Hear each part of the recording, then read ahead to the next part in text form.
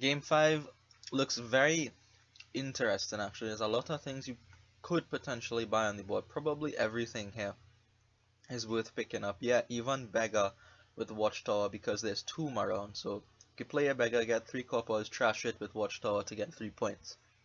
That's nice if you like. And there's plus actions and encampment. There's also plunder underneath it, of course, which comes with the encampment. Cultists could be an issue, even though there's chapel on the board. If you manage to push a few through your opponent, they'll have to spend a turn or two cleaning up. Watchtower is there, which is pretty good defense against cultists. So I think with Fortune on the board, you probably want to go for something with that. There is Capital and Fortune. That is a thing that happens. I think by a thing, I mean it's quite strong, right? Fortune doubles your money, so you only take 6 debt for 12 coins, which is real good. Anyway, so how we build the Capital Fortune deck, we are both going to start with a Spice Merchant and a Chapel. So my opponent sees both of those cards on his turn 3. That's excellent news for him, managing to get rid of a couple estates and a couple coppers, of course. So 3 for me here is going to be a dungeon. The reason for the dungeon is that there's Peddler, and Peddler cares about how many actions you have in play. Dungeon will stay in play for 2 turns, so you don't have to worry about that. And encampment actually isn't in play if you don't have a gold or a plunder to show for it, so that does not help towards your cause for picking up a Peddler. So a dungeon for my opponent as well, and we have very similar decks at this point. I think the only difference at this point is that I have 1 more estate than my opponent. He has 1 more copper where I have the estate, and that is somewhat influential later on. So 1 Peddler for my opponent, and it is going to be 1 Peddler for me here as well. Like I can't, if I could have trashed this for coin, and I would need $8 to buy 2 Peddlers, and I can't do that. So just going to make sure I stick 3 action cards in play. Saving the coppers now because I can use it as a source of plus buy with the Spice Merchant to pick up double Peddler. So I could have my Dungeon, Peddler, and Spice Merchant in play and hopefully get 2 Peddlers as my opponent does here. So the deck is very thin. Dungeon is almost superfluous at this point, but it will start to find use later on, of course. And I do come up with a couple Peddlers here. So this part of the game we are just going after the Peddlers. They're nice little economy cards for later in the game when we want to go after Fortune and Capitals, for example. So from this point you could, after the Peddlers are done is what I mean, you could go after the Beggar Watchtower thing, or you could go after the Cultists if you like. Although I don't think the Cultist is good. With this thin of a deck, you just need to buy 1 Watchtower and you rake in points from 2. So my opponent does not go for double Peddler this time, instead going for Capital and Peddler. Sorry. So they have the extra buy now with the what's this thing called? The Capital. They have the extra buy, and I actually after this turn will not have any source of plus buy because this is my last copper and I really need to get the Capital if I want to pick up more Peddlers and also do more things. So I also go for Capital and Peddler, and this is where the slight difference in my opponent having an extra copper or a copper in place of my estate comes in, because he is able to have 3 buys on this turn, trashing his last copper with the Spice Merchant, as well as sticking his Capital into play. So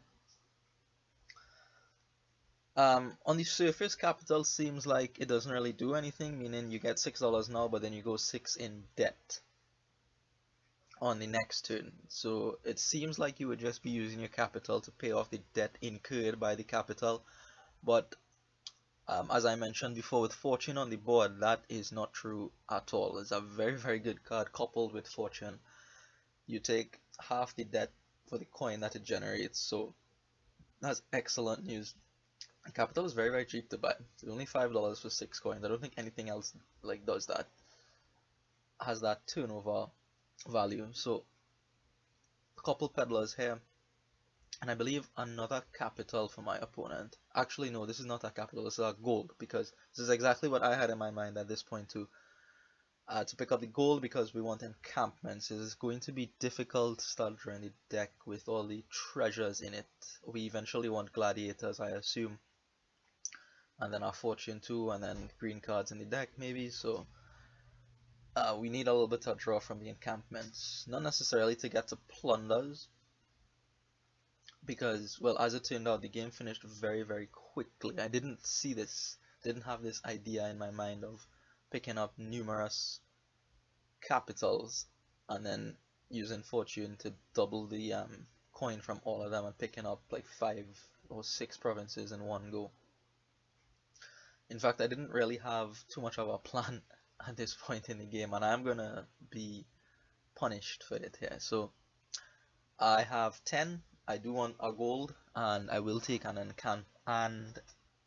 encampment at this stage. I am restrained, however, to just 2 buys, which is, well, not the greatest thing ever, right? My opponent had 3 buys last turn. I think he will only have 2 buys this turn, because he's run out of things to trash this Spice Merchant, but he is going to buy a capital on his next turn, so it'll give him 3 buys. So here, that's another use of the capital, right? Just as a source of plus buy. This is not the encampment yet. Sorry, it's a gladiator because, well, I feel I don't need the encampment yet. I still have sufficient draw to do things, plus a dungeon to get rid of the dead Spice Merchant and Chapel currently. So yeah, capital gold for my opponent. So he has the extra buy now, which gives him a lot more flexibility because he has a lot of cash from the capital, and he can make use of the plus buy. That's what I'm saying. So gladiator reveal here is Spice Merchant because my opponent trashed his Spice Merchant last turn, so I know that is guaranteed to get me the extra coin as well as trash a gladiator from the pile. And here I could have, and probably should have, picked up another capital just to, you know, follow my opponent, stay in line with the third buy. But instead, after 5 games, I finally broke. I was so close in many of the games before to buying a conquest, and I decided, you know what, I can't let the whole match pass and not buy a conquest, especially after I requested that we play a conquest cage match. So I buy the conquest, gives me an extra 2 silvers as well as 2 points. The hope with the silver is that I could get an extra plus buy from my Spice Merchant as well as an extra point from the tomb. So hopefully I could creep my opponent, maybe get like a province worth of points from trashing a little bit more, because I am getting points from trashing with Gladiator as well. So we'll see how that goes, right? I figured I had enough draw in the deck with the second encampment and another conquest. Not another conquest, a second encampment to draw the extra silvers that I had from the conquest. So another gladiator is off the stack here. So if my opponent wants, he can actually pick up a gladiator and a fortune this turn, but instead opts for 2 encampments and another capital. So he has 3 of those, which is a lot of money and a lot of buys. And here, I think this is a bit of a misplay for me. I get rid of the Spice Merchant. I feel like I should have held on to the Spice Merchant just to trash one of these silvers to get the plus buy. As it is, there's a 50-50 chance I draw it back. Nope, no luck. I really wish that was a Spice Merchant. It would have given me another plus buy this turn, and that would have been very useful. But as it is, I'm still constrained here. Not only does it give me the plus buy, it gets the silver out of the deck. Right now, the deck is going to get a bit bigger with the fortune being put in, as well as well, I might want another capital or something, but yeah, look, 17 and 3 buys is a lot more pleasant. That would have been 2 encampments and a fortune, I imagine, but maybe I should not have discarded the Spice Merchant. I feel like I shouldn't have discarded the Spice Merchant just to make sure it was in my hand. Knew I would draw into silvers for sure. But as is, I just have the 2 buys, so I pick up an encampment and a fortune. That's the best I could do. at this stage in the game.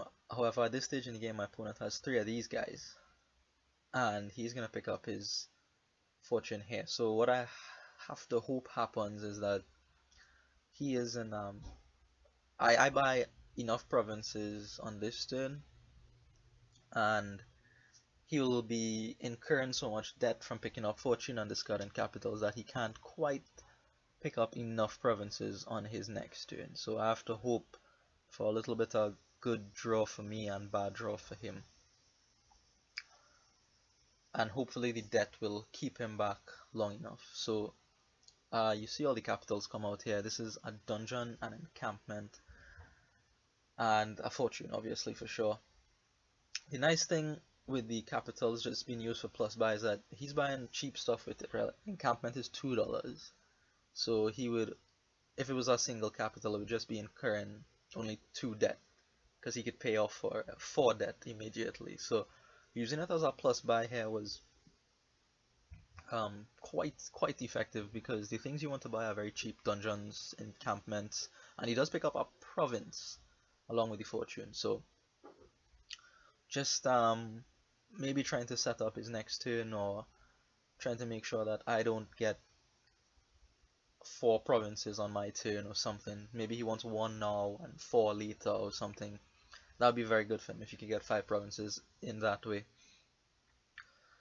So I do not get a good draw. I see none of my encampments or my dungeon to help me out, so I'm stuck here.